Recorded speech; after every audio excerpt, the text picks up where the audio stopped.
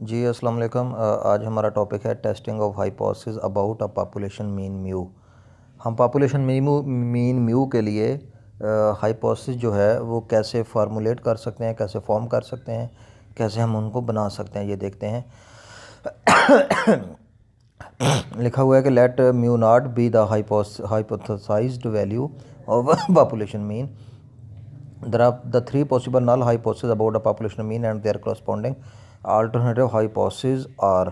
देखिए वो कहता है कि अगर म्यू नॉट कोई स्पेसिफिक वैल्यू है, जैसे मैंने ये पहले भी कई दफ़ा आपको बताया था कि स्पेसिफिक वैल्यू से मुराद कोई वैल्यू है, एनी वैल्यू 25, 40, 50, 45, 40, 15, 10, 20, तो वो वैल्यू हो सकती है। वो कहता है अगर म्यू नॉट किसी भी पॉपुलेशन मीन म्यू की हाइपोथेसाइज्ड वैल्यू है तो हम उस इंस की मदद से हम तीन तरह के नल हाइपोथेसिस और उसके अल्टरनेटिव हाइपोथेसिस इस तरह बना सकते हैं। ये बात हम पहले भी सीख चुके हैं, दोबारा देख लेते हैं आज।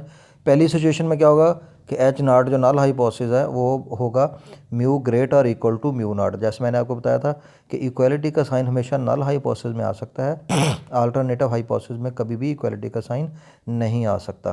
तो इसलिए एच नाट में आ गया है कि mu greater equal to mu naught, यानी पॉपुलेशन मीन म्यू कोई भी किसी करस्पॉन्डिंग वैल्यू म्यू नाट के बराबर है या उससे बड़ा है। तो उसके अगेंस्ट अल्टरनेटिव हाइपोथेसिस क्या बनेगा? जो चीज़ बड़ी या बराबर है वो उसके उलट छोटी हो सकती है। बड़ी या बराबर नल में आ गया तो अल्टरनेटिव में आएगा कि mu less than mu naught, यानी इसमें इक्वलिटी साइन नहीं आएगा। ये बात मैं कई दफ़ा पहले आपको क्लियर कर चुका हूँ। तो दूसरी सूरत में क्या आएगा कि एच नाट जो नल हाइपोथेसिस है वो ऊपर वाले को उलट बनाया हुआ है कि mu less or equal to mu naught, तो उसके अगेंस्ट सिंपल सी बात है कि अल्टरनेटिव हाइपोथेसिस जो है वो बनेगा mu greater than mu naught. ठीक है, तो तीसरी सूरत में अगर कोई population mean mu specific value mu naught के बराबर है तो सिंपल सी बात है कि उसके अगेंस्ट बराबर नहीं है वाला अल्टरनेटिव हाइपोथेसिस बनेगा, जिसको लिखेंगे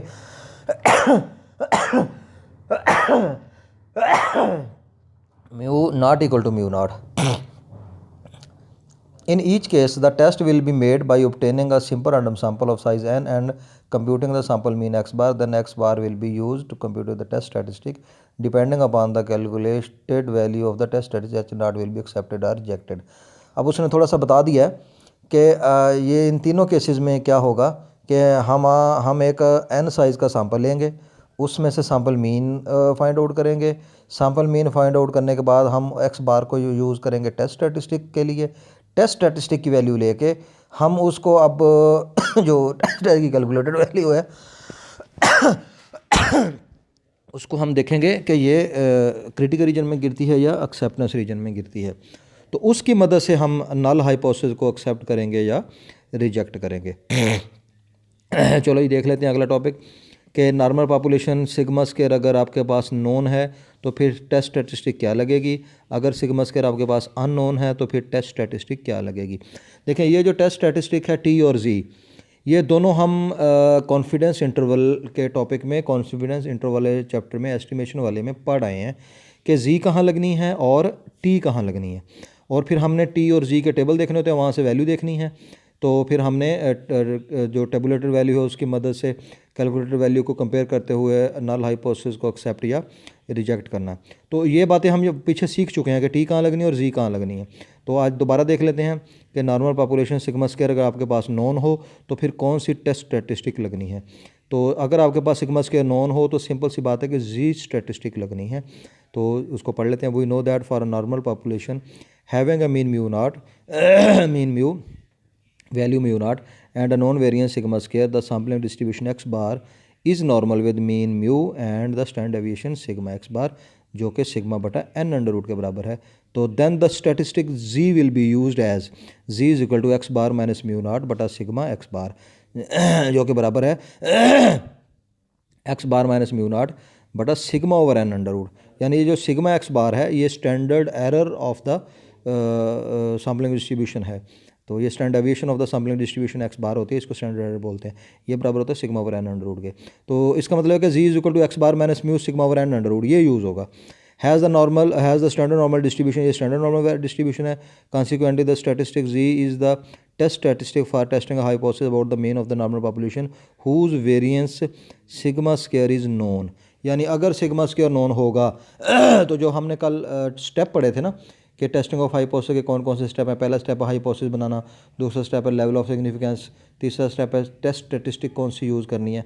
तो यहाँ आके हमने देखना है कि अगर सिग्मा स्क्वायर आपके पास नोन है या अननोन है तो फिर आपने टी लगानी है कि जी लगानी है। उसके बाद फिर आपने कैलकुलेशन करनी है, फिर आपने क्रिटिकल रीजन बनाना है, फिर आपने रिजल्ट बनाना है कि हमने अपने स्टैटिस्टिक की बुनियाद पे नल हाइपोथेसिस को एक्सेप्ट करना है या रिजेक्ट करना है। दूसरी सूरत ये है कि नॉर्मल पॉपुलेशन हो, सिग्मा स्क्वायर अननोन हो, ठीक है। तो जब सिग्मा स्क्वायर अननोन होगा तो फिर हम टी स्टैटिस्टिक लगाएंगे। If a variance of the population sigma square is unknown, then we estimate sigma square by the sample variance s hat square and we estimate the standard error of x bar by s x bar, where s x bar is equal to sigma hat x bar is equal to s hat over n under root.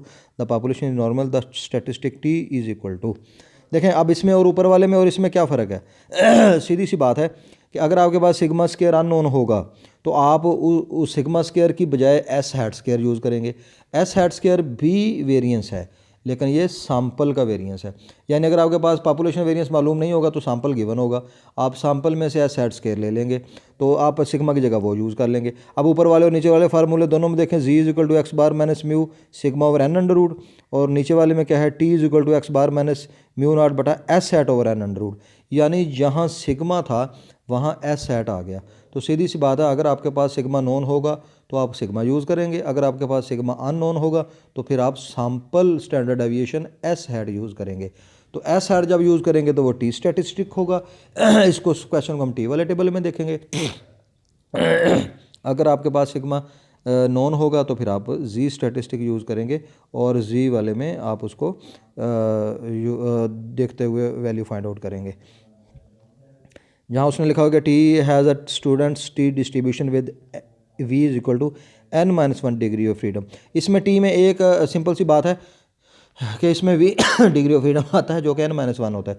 जितने आपके पास n होंगे उनमें से एक निकाल देंगे आप तो आपका v बन जाएगा। तो वो टेबल में देखने के लिए मैंने आपको पीछे लेक्चर्स में बताया हुआ है कि v का टेबल कैसे देखना है। एक तरफ v डिग्री ऑफ फ्रीडम होता है, एक तरफ अल्फा होता है, तो आपने उसमें से वैल्यूज़ फाइंड कर लेनी होती है। ये मैंने आपको सिखाया हुआ है। Consequently, the statistic T is the statistic for testing a hypothesis about the mean of the normal population whose variance sigma square is unknown।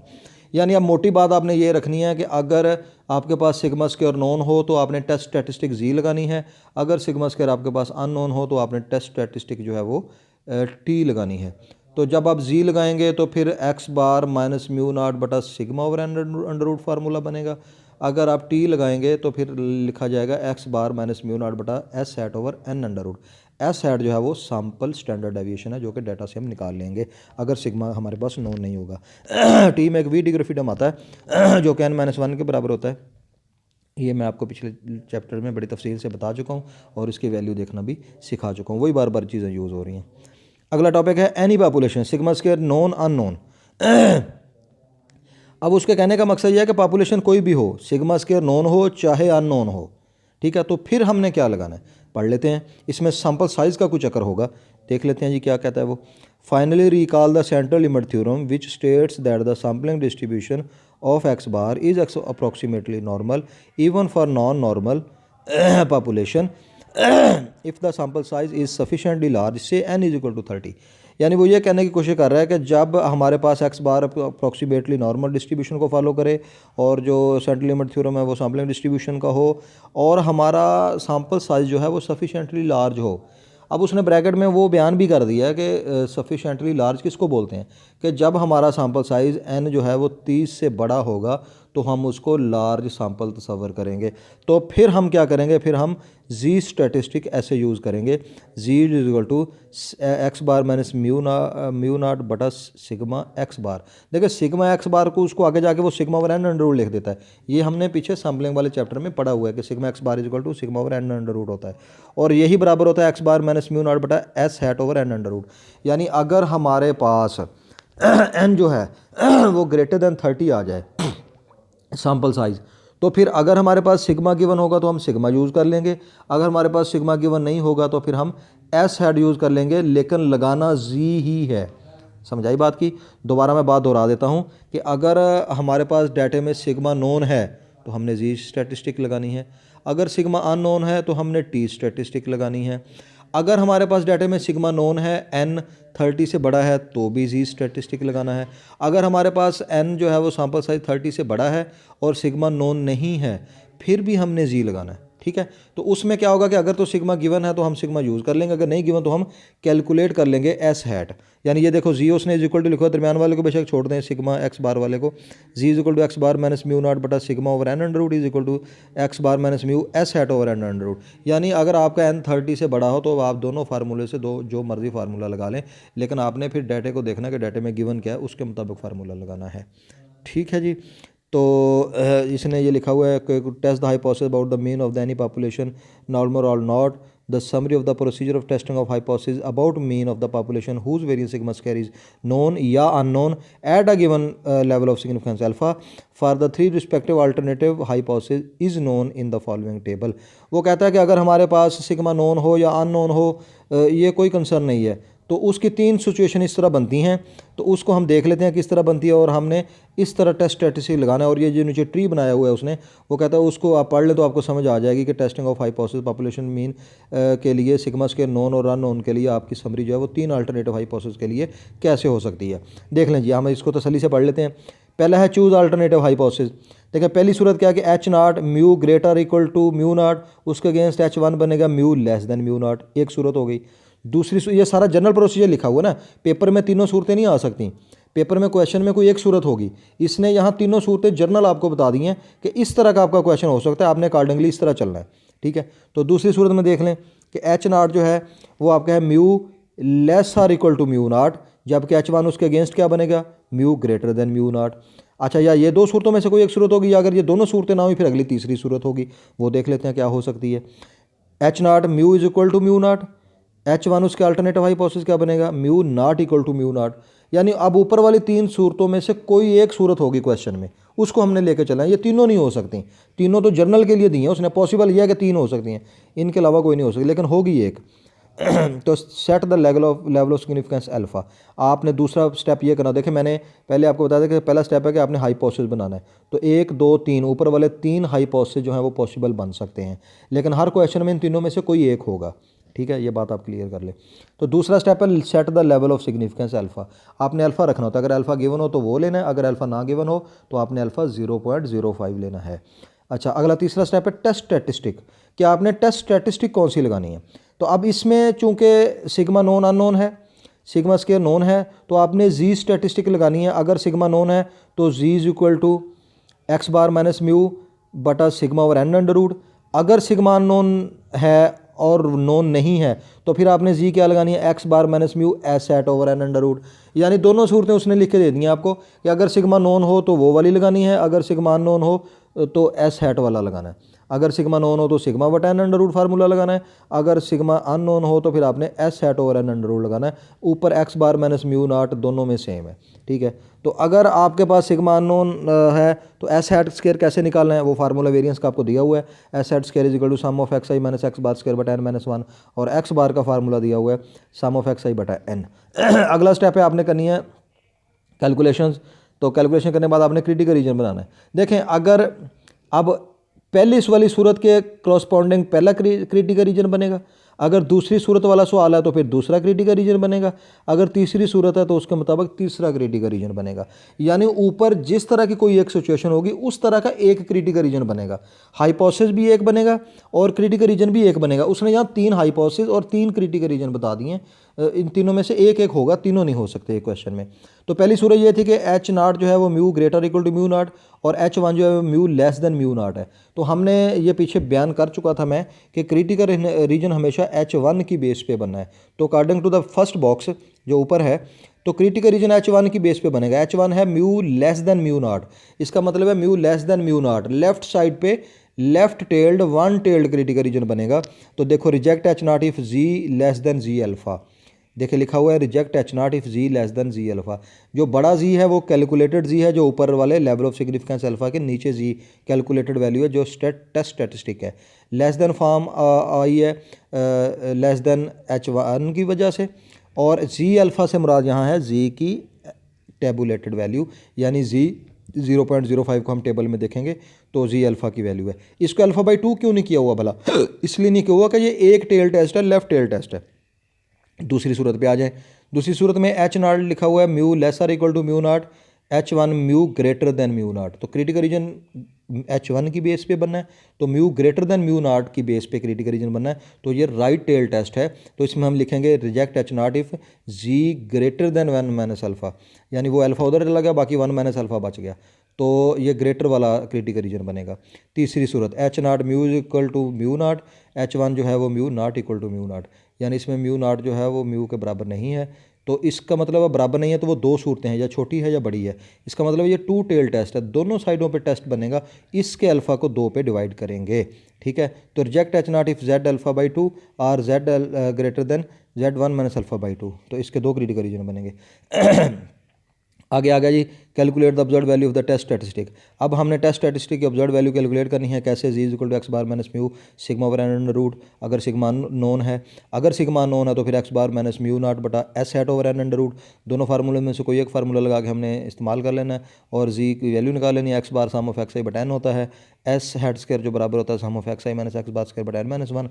तो ये वैल्यूज पुट करने के बाद हमने एक्स बार और म्यू नॉट और एस हैट की N under root की वैल्यू पुट करने के बाद हमने जी कैलकुलेट कर लेना है। अब अब जी की ये कैलकुलेटर वैल्यू जो आ गई है, इसको हमने कंपेयर करना है जी की टेबुलेटेड वैल्यू से,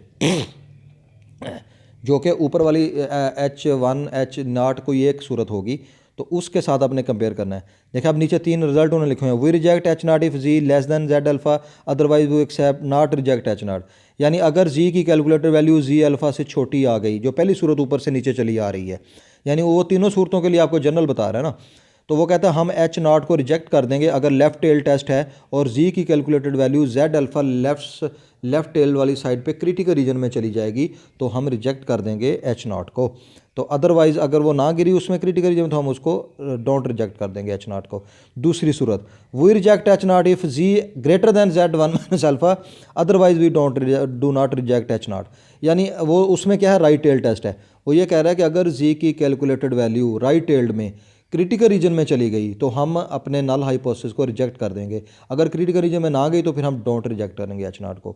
तीसरी सूरत, we reject H naught if, ये चूँकि टू टेल टेस्ट है, दोनों साइडों पे इसकी आनी है वैल्यू, तो वो कहता है कि अगर इसकी वैल्यू लेफ़्ट साइड पे क्रिटिकल टेल में चली गई या राइट साइड पे क्रिटिकल रीजन में चली गई, दोनों सूरतों में हम अपने H नॉट को जो है वो रिजेक्ट कर देंगे, ठीक है। तो आज समझने के लिए इतना ही काफ़ी है। यूँ समझ लें कि ये जनरल प्रोसीजर है टेस्टिंग ऑफ हाइपोथेसिस का। आपने कौन सा टेस्ट लगाना है, टी लगाना है, जी लगाना है, सिग्मा नोन है, अननोन है, सैम्पल साइज़ क्या होना चाहिए, ये सारी सूरतें हमने आज पढ़ी हैं। और ऊपर से ये एक ट्री देखा है जिसमें उसने जनरल फार्मूला बताया है कि आपने टेस्टिंग जो है वो इस तरह करनी है। आपने इसको अच्छे तरीके से नोट कर लेना है, इसको समझ लेना। अगर कोई चीज़ ना समझ आए तो आप मुझसे पूछ सकते हैं।